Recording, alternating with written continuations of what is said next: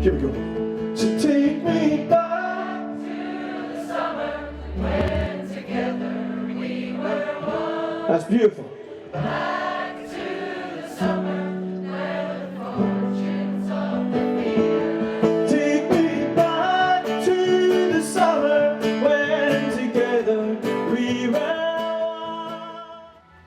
Robert, your show this afternoon was a secret set or a surprise set. Tell us a bit about the show. Yeah, so I was the secret guest, which brings its own kind of nerves, to be honest, because you sort of walk on stage and you're thinking, you know, the audience are here, they're not entirely sure who's coming on. Are they disappointed it's me, or are they delighted it's me? So no, it was great. The crowd were lovely, and at that point the sun was absolutely beating down, so no, it was a nice set. And he was plenty busy. I think it might have slipped out a few minutes before he was coming on. Right, I did think I was one of those people. They were just very generally curious people coming at a secret gig, but no, it was a good crowd. So yeah. Yeah, and how's the new music going over the last year or so? You've been playing a decent amount of shows. Yeah, it's been great. We've had a nice year. TRADlines, we kind of last spring released an album, and then we kind of toured it throughout the UK, and then we've been over in Europe recently, Germany, Netherlands, Denmark, and we just got a new single out there at the start of the summer to start looking to new material over the coming wee while. So no, it's great, and obviously it's just myself today, but we've got a lot of festivals lined up for the next few weeks with the band.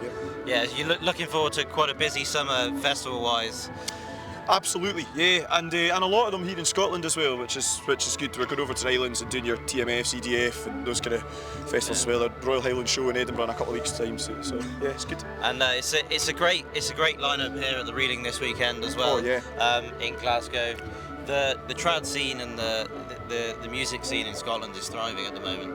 Oh, absolutely, no doubt about it. And Michael and the team here do an amazing job in bringing that to Glasgow. Yeah, I mean, you've just got to look. It's a good young crowd as well. You know, it's which is kind of testament to the vibrancy of the tradition. So yeah, no, it's really positive.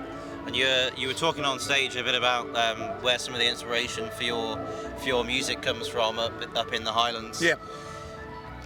Yeah, I mean, obviously I'm a Highland boy, born and bred in Lochaber, and but I've lived here in Glasgow for 12 years, and all the TRADlines songs have been written over that time. So I think probably running through, well, maybe all of them, certainly most of them, is the kind of juxtaposition in my own mind, or the sort of like battle between just loving living in Glasgow. It's such a buzzing city, and loving the sort of fast pace of life down here, but also needing to get out and get back home, and the clear air, the mountains, and everything that comes with that. So, you know, the songs they cover a variety of subjects, but that's kind of underpinning quite a lot of them.